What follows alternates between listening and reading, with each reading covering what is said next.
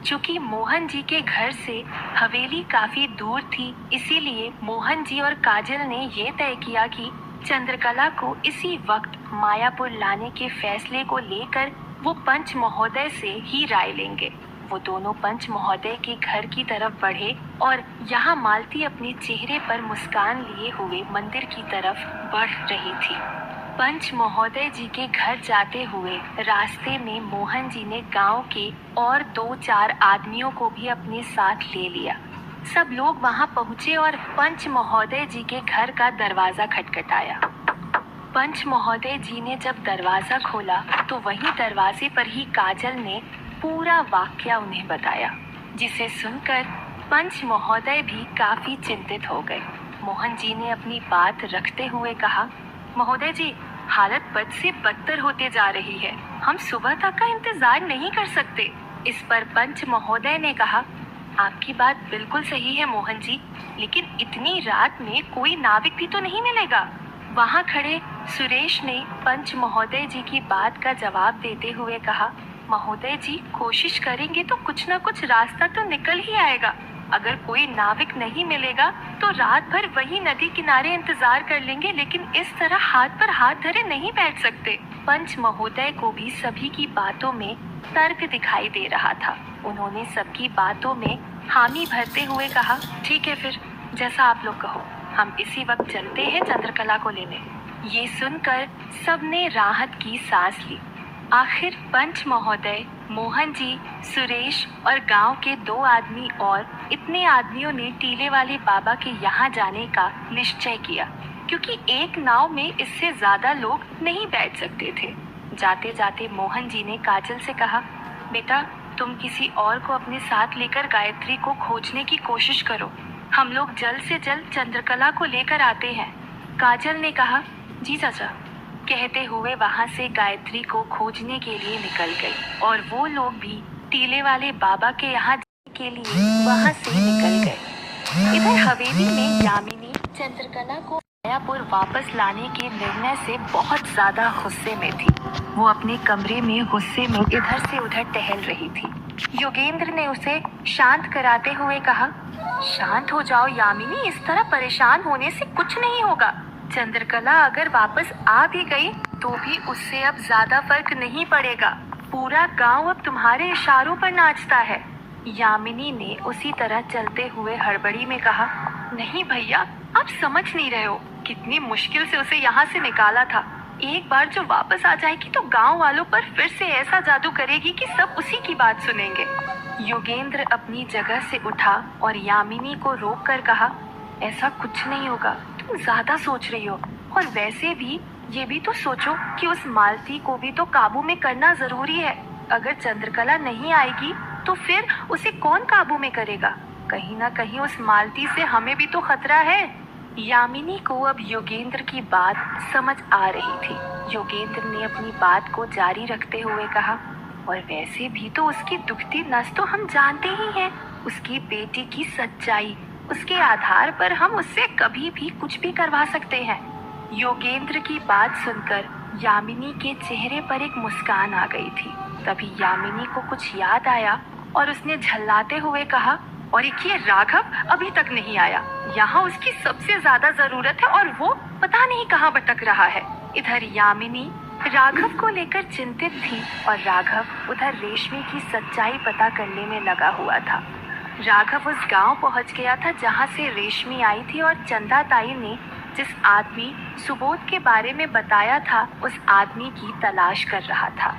शाम से अब तक राघव ने उस गांव के हर घर में सुबोध के बारे में पूछ लिया था, लेकिन हर घर से एक ही जवाब मिलता था कि इस गांव में सुबोध नाम का कोई आदमी नहीं रहता।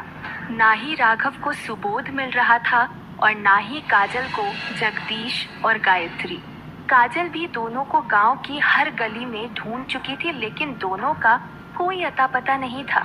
जगदीश और गायत्री अभी भी उसी अंधियारे कमरे में छुपे हुए थे जहां रोशनी की एक किरण भी नजर नहीं आ रही थी। उस कमरे में दरवाजे के अलावा ना ही कोई खिड़की थी और ना ही कोई रोशनदान, जिसकी वजह से रोशनी के साथ साथ कहीं से हवा भी दाखिल नहीं हो पा रही थी।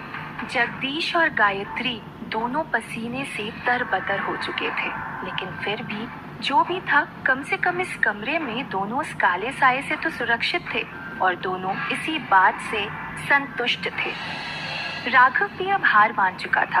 उसने उस गांव से जाने का मन बना लिया था। वो अपनी जीप में बैठा और मायापुर के लिए निकल गया। राघव जब उस गांव से बाहर निकलकर सड़क पर पहुंचा तो उसे एक चाय की दुकान दिखाई दी। राघव चाय पीने के लिए जीप से नीचे उतरा और वहां काम करने वाले छोटू को चाय के लिए कह दिया। ठंड का मौसम था और कुछ लोग चाय की दुकान से कुछ 10 कदम दूर आग सेक रहे थे। जब छोटू राघव को चाय देने आया था तो राघव ने आखिरी कोशिश करते हुए उससे पूछा, छोटू एक बात बता, यहाँ तो गांव के सभी लोग चाय पीने आते हैं, कोई सुबोध नाम का आदमी आया है कभी? छोटू ने हंसते हुए जवाब दिया, क्या भैया, आप भी यहाँ पर थोड़ी सब अपना नाम बताकर चाय पीते हैं, लेकिन हाँ, आज तक कभी सुबोध नाम का कोई जिक्र तो नहीं सुना। कहकर छोटू वहाँ से चला गया। लेकिन जो लोग वहाँ आग सेक रहे थे उनमें से एक आदमी तिरछी नजरों से इनकी बातें सुन रहा था और उस आदमी को ये करते हुए राघव भी देख रहा था। उस आदमी ने ठंड से बचने के लिए कंबल ओढ़ा हुआ था। उसने उस कंबल से अपना चेहरा ढका और धीरे धीरे उठने लगा। राघव भी ये सब देख रहा था। जैसे ही वो आदमी वहाँ से चलकर जाने लगा, राघव ने भी चाय का गिलास बगल में रखा और उसका पीछा करने लगा। राघव को पीछा करते हुए देख उस आदमी ने अपनी रफ्तार बढ़ा ली। राघव समझ गया कि ये आदमी वही है, इसीलिए राघव अब उसे दौड़कर पकड़ लेना चाहता था। यही सोच राघव उसके पीछे दौड़ने लगा। जैसे ही राघव दौड़ा, वो आदमी भी दुगनी रफ्तार से भागने लगा। राघव ने चिल्लाते हुए आवाज लगाई, रुक जा साले, वरना जिंदा नहीं छोड़ूंगा। पर वो आदमी नहीं रुका। राघव उसके पीछे दौड़ता रहा और आखिरकार उस आदमी को पकड़ लिया। पकड़ते ही सबसे पहले राघव ने उसे बहुत मारा। उसके मुंह पर राघव ने इतने मुक्के मारे कि उसके मुंह से खून बहने लगा। बहुत मारने के बाद राघव ने उससे हाँफते हुए पूछा, बता, अब सब सच सच बता। उस आदमी ने अपने मुंह से खून पोंछते हुए कहा, मुझे कुछ नहीं पता साहब। जैसे ही उसने ये कहा, राघव ने एक और मुक्का उसके मुंह पर मारा और पूछा, मैं सच कह रहा हूँ साहब, मुझे सच में कुछ नहीं पता। राघव उसे वापस मारने ही वाला था कि उसने राघव को रोकते हुए कहा, रुक जाओ साहब, मैं आपको सब सच सच बताता हूँ। जिस दिन आप उसे लेकर गए थे, उसके 2 दिन पहले ही वो मेरे पास आई थी और मुझसे कहा कि मुझे तवाइफ खाने में बेच दो।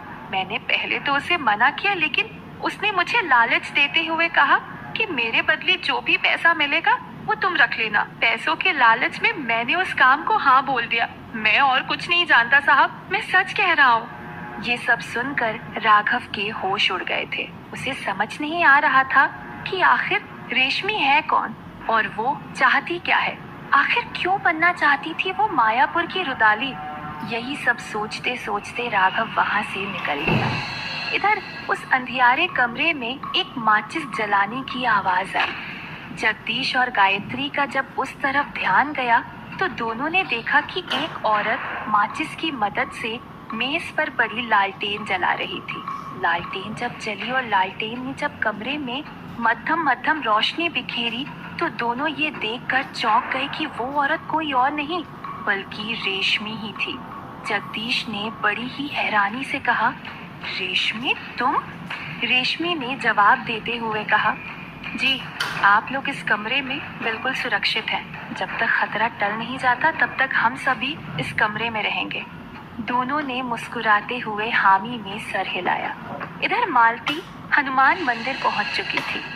हनुमान मंदिर पहुंचने के बाद मालती ने देखा कि मंदिर के प्रांगण में प्रिया 6 औरतों के साथ बैठी हुई थी। सब एक दूसरे का हाथ पकड़कर बैठे हुए थे और साथ ही साथ सब लोग हनुमान चालीसा का पाठ भी कर रहे थे। मालती ये देखकर खुश हो गई कि प्रिया के अलावा बाकी सभी औरतें पेट से थी। मालती ने मन ही मन खुश होते हुए कहा, कितने बड़े मूर्ख हैं मायापुर के लोग। जिन औरतों को अंदर छुपा के रखना चाहिए था उन्हें मेरे सामने बिठा दिया है कि लो मालती, पी लो इन सबका खून और बन जाओ सर्वशक्तिशाली। मैं तो आज अपने चौथे शिकार के बारे में ही सोच रही थी, लेकिन अब तो मैं अपने 8 के 8 शिकार आज ही पूरे कर लूंगी। ये सब सोच मालती खुशी से झूम उठी, लेकिन मालती अभी तक ये नहीं जानती थी कि प्रिया ने टीले वाले बाबा का दिया हुआ रुद्राक्ष पहना हुआ है। और तो और मालती अपनी खुशी में इतना खो चुकी थी कि ये तक भूल चुकी थी कि वो मंदिर के प्रांगण में नहीं प्रवेश कर सकती है। मालती अब मंदिर के प्रांगण की तरफ बढ़ने लगी, लेकिन जैसे ही मालती मंदिर की सीमा में प्रवेश करने वाली ही थी कि उसे एक बिजली का जोर का झटका लगा और वो जमीन पर गिर पड़ी। ये देख मालती को बहुत गुस्सा आया। उसे अब ये एहसास हुआ कि वो मंदिर में नहीं प्रवेश कर सकती। मालती ये सोचते सोचते परेशान हुए जा रही थी कि आखिर मंदिर में प्रवेश करने के लिए क्या किया जाए। उधर गांव वाले हाथ में लालटेन लिए हुए टीले वाले बाबा के यहाँ जाने के लिए आगे बढ़ रहे थे। वो लोग अब मायापुर की सीमा से बाहर आ चुके थे। कुछ देर और चलने के बाद अब सब लोग नदी के किनारे पहुंचे। सभी का अंदेशा बिल्कुल ठीक था। इतनी रात होने की वजह से आसपास कोई नाव वहां नहीं दिखाई दे रही थी, लेकिन फिर भी सबने वहीं पर इंतजार करने का तय किया। सब वहीं बैठकर इंतजार कर ही रहे थे कि कुछ देर बाद सुरेश को एक नाव दिखाई दी। ये देखते ही सुरेश तुरंत उठ खड़ा हुआ और कहा, मोहन चाचा, वो देखिए एक नाव दिखाई दे रही है। ये सुनते ही बाकी लोग भी उठ खड़े हुए। सबने अपने अपने हाथ में लालटेन ली और लालटेन को हिलाते हुए नाविक को आवाज लगाने लगे। तभी सबने ध्यान दिया कि वो नाव उनकी तरफ ही आ रही थी। देखते ही देखते वो नाव नदी के किनारे आ चुकी थी। जैसे ही नाव नदी किनारे पहुंची, सब ये देखकर हैरान रह गए कि उस नाव पर कोई और नहीं बल्कि टीले वाले बाबा और चंद्रकला ही थे। हैरानी के साथ साथ सबके चेहरे पर एक खुशी छलक आई थी। गांव वालों में से किसी ने अपनी खुशी जाहिर करते हुए कहा, ये तो वैसे ही हो गया कि भगवान की तलाश में निकले थे कि भगवान खुद दरवाजे पर आ गए। पंच महोदय ने उस आदमी की बात में हामी भरते हुए कहा, सही कह रहे हो भाई। जहाँ ये लोग टीले वाले बाबा और चंद्रकला को देखकर खुश थे, वहीं चंद्रकला इन सब को, खासकर मोहन जी और सुरेश को यहाँ देखकर डर गई थी। इन्हें देखते ही चंद्रकला ने मन ही मन कहा, हे भगवान, ये सब लोग इतनी रात में यहाँ क्या कर रहे हैं?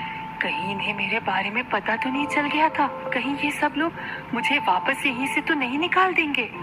यही सोचते सोचते चंद्रकला ने नीति को गोद में उठाया और टीले वाले बाबा के साथ नीचे उतरी। जैसे ही ये लोग नीचे उतरे, सभी लोग दौड़कर इनके पास गए। सबको अपनी तरफ आता देख चंद्रकला की धड़कनें तेजी से बढ़ रही थी। लेकिन चंद्रकला ये देख चौंक गई कि किसी ने कुछ नहीं कहा, बल्कि सब लोगों ने टीले वाले बाबा को प्रणाम किया। ये देख चंद्रकला ने भी पंच महोदय और मोहन जी को प्रणाम किया। दोनों ने चंद्रकला के सर पर हाथ रखकर उसे आशीर्वाद दिया। ये सब देख चंद्रकला बिल्कुल स्तब्ध रह गई थी। मोहन जी ने बात की शुरुआत करते हुए कहा, अच्छा हुआ आप दोनों आ गए, हम लोग आपके ही पास आ रहे थे। चंद्रकला और टीले वाले बाबा ने एक दूसरे को देखा और टीले वाले बाबा ने पूछा, हमारे पास आ रहे थे? ऐसा क्या हुआ मोहन जी?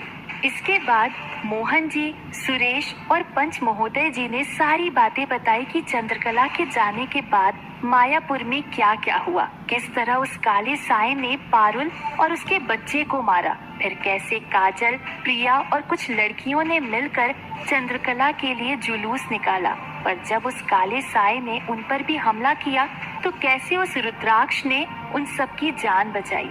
ये देखने के बाद गांव वालों की आंखें खुली और फिर पंचायत में आखिरकार यही फैसला हुआ कि चंद्रकला को गांव से निकालना हम सबकी बहुत बड़ी भूल थी और चंद्रकला को जल्द से जल्द मायापुर बुलाया जाए।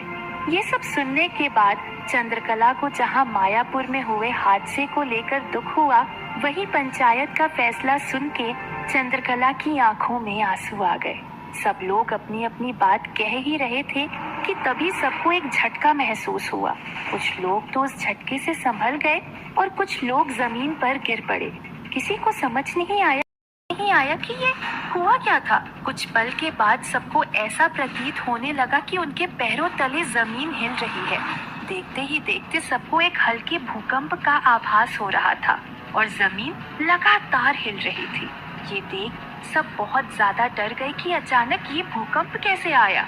पर चंद्रकला और टीले वाले बाबा तो ये समझ ही गए कि ये जरूर किसी काले साए का काम है। लेकिन ये देखने के बाद टीले वाले बाबा ने चंद्रकला से कहा, चंद्रकला, हम परसों तक का इंतजार नहीं कर सकते।